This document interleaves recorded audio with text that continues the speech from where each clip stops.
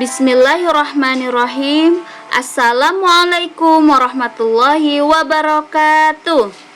Bagaimana kabarnya anak-anak hari ini? Insya Allah semuanya dalam keadaan sehat walafiat dan selalu dalam lindungan Allah Subhanahu wa Ta'ala. Baik, pekan ini kita masuk di pekan 1 bab 4. Sebelum belajar, kita berdoa dulu yuk.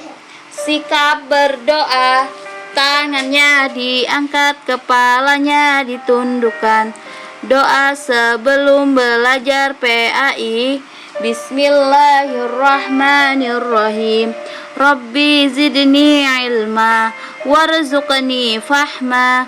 Rabbi israhli sadri wa yassirli amri wakhlul uqdatam min lisani yafqahu qawli.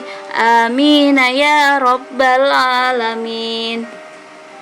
Baik, pekan ini kita masuk di pelajaran ke-6, yaitu ayo berwudu. Di bagian A yaitu tata cara berwudu. Simak penjelasan ustazah ya.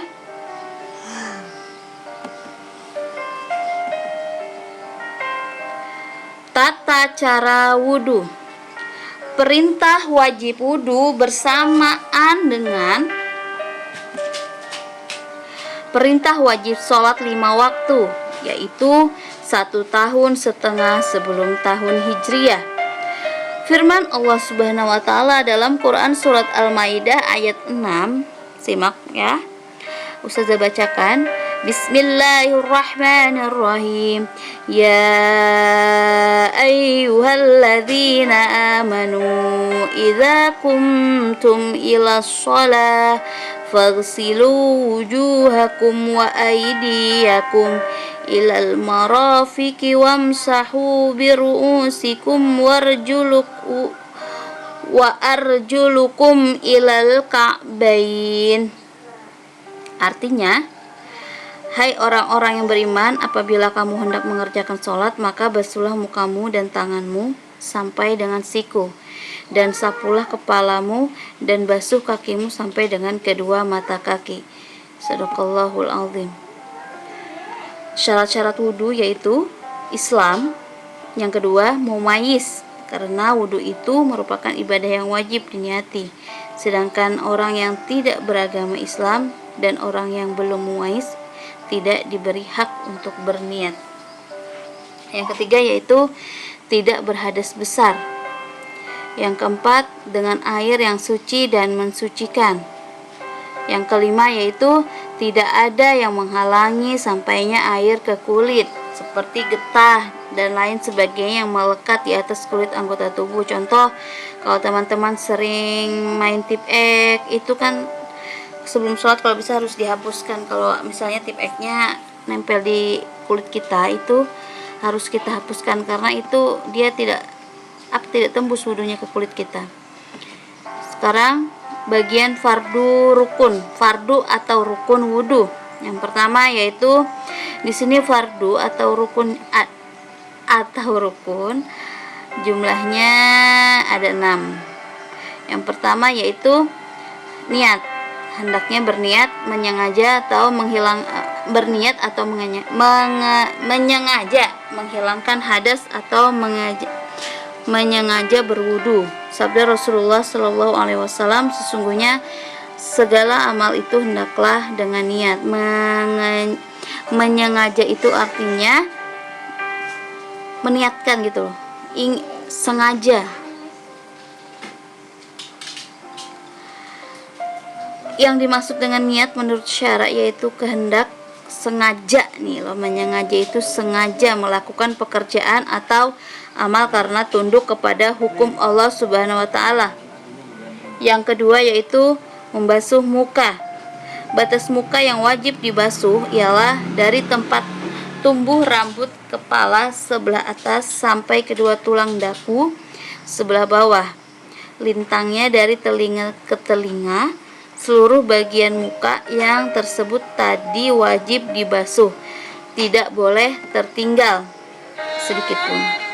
Bahkan wajib dilebihkan sedikit agar kita yakin membasuh semuanya. Jadi lebih baik kita lebihkan ya teman-teman. Jadi kalau teman-teman itu sering Ustazah lihat yang wudunya pakai jilbab, kalau bisa dibuka lagi agak ke atas ya nak, bagian muka. Kadang tuh cuman bagian sampai alis aja kalian. Jadi kita harus benar-benar kena air wudunya ya ke bagian kepala. Yang ketiga yaitu membasuh kedua tangan sampai siku. Maksudnya siku juga wajib dibasuh. Jika tidak membasuh tangan sampai siku maka wudunya tidak sah tuh. Jadi kita wudu, sebelum wudu makanya kalau di sekolah itu kan bajunya kita naikkan ke atas biar bisa sampai batasnya sampai siku. Dilebihkan juga lebih bagus.